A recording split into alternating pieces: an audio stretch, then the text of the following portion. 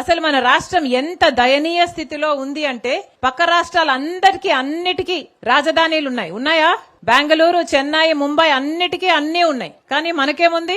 చేతిలో చిప్పు ఉంది. కనీసం ఒక రాజధాని కూడా లేదు. మన బిడ్డలు ఎక్కడికి వెళ్ళాలి ఉద్యోగాల కోసం?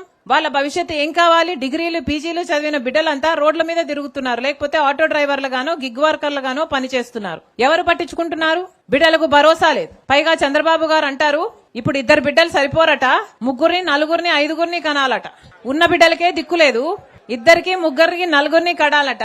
అట్లా కన్న వాళ్ళకి ఈయన 25,000 రూపాయలు ఇస్తాడట. ఈయన ఇచ్చే బోర్డు 25,000 రూపాయల కోసం మీరు బిడ్డల్ని కనాలట.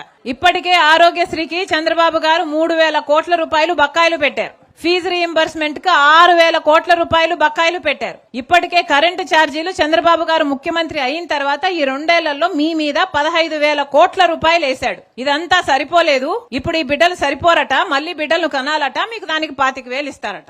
ఒకసారి ఆలోచన చేసుకోండి, పాలకులు ఎలా ఉన్నారో ఆలోచన చేసుకోండి.